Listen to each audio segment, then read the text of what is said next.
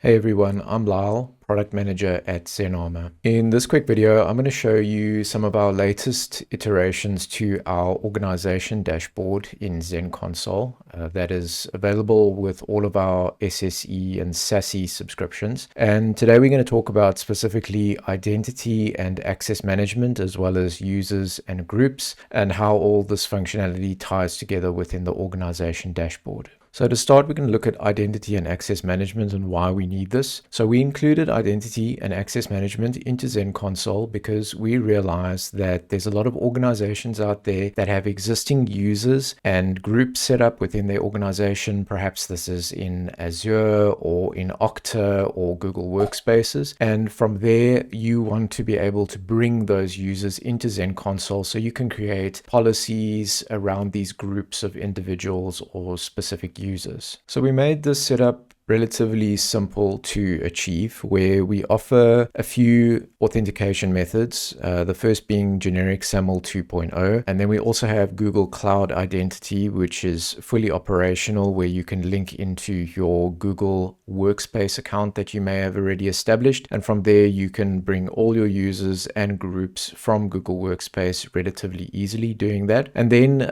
we also are in the process of developing that same full functionality with Azure AD, which is coming soon. And then we have some other ones like one-time PIN, which we're also working on in the future, more of a passwordless type authentication method where you would receive a one-time PIN and be able to log in or authenticate against our system. In the meantime, for those of you that want to use Azure, you can simply set up generic SAML 2.0, provide your unique URL that we set up for you in Zenarmor or in Zenconsole. And once you've set up on your provider's side, they'll give you a metadata file. It's usually an XML file, which you can upload to Zenarmor or to Zenconsole, and you'll have immediate synchronization between your users within that environment. And then one that I didn't mention, which I've already added, is our latest built-in authentication. So this is a very simple username and password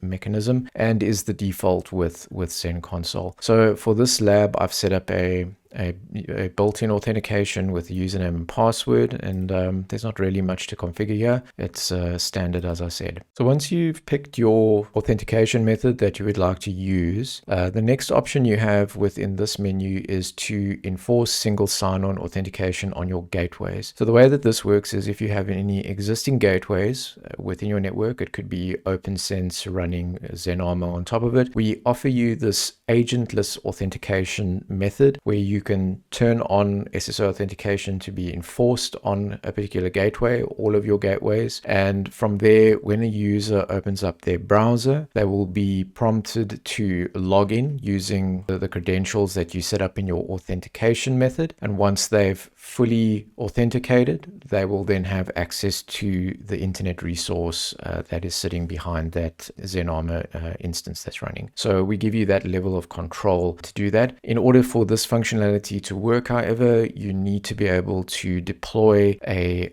certificate to your endpoint, then so it can trust the endpoint can trust the Zenarmor instance running on the gateway. And once you've successfully done that, then authentication is quite simple. We've also included some other functionality here where we can remove or exclude certain devices or gateways from SSO authentication. So let's say you have particular gateways which you don't need to authenticate users on. Perhaps it's just for a IoT network or something along those lines. You can simply exclude those device categories and gateways, or you have the choice of how you would like to set this up, and you won't be prompted for any SSO authentication in that regard. If you're after a more detailed setup documentation, we have this already available within our document library, where we have various examples to match up to the different types of authentication methods that you may want to use. So feel free to check those out. So to take things a little bit further, we can explore the users menu. And in the users menu, this is pretty obvious. All your users will be listed here, where you can add a user manually, and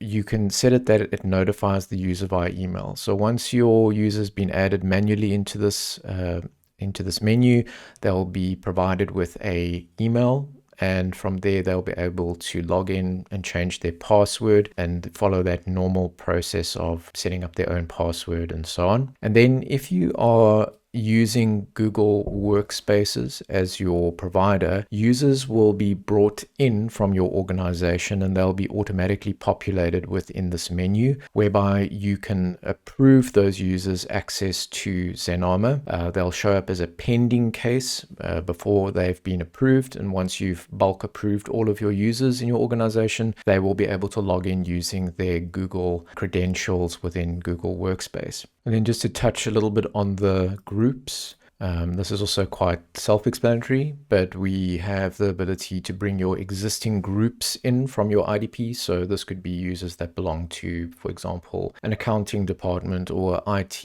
or engineering department. All those groups will then be brought into Zenarmor on Zenconsole directly from your IDP if you're using Google. And as I said earlier, Azure is soon to follow with that same functionality. And we are also going to be offering the SCIM functionality, the protocol, to be able to bring that in from other providers as well. So this is something to look out for in the future. So to wrap things up, this is just a quick introduction to identity and access management, users and groups in Zenconsole. If you are interested in setting this up, and I do encourage you to try this in your own networks, please feel free to check out our documentation library, where we include full examples of how to use this particular functionality within your network. That's all that I want to share with everybody today. Take care, and I'll see everyone soon.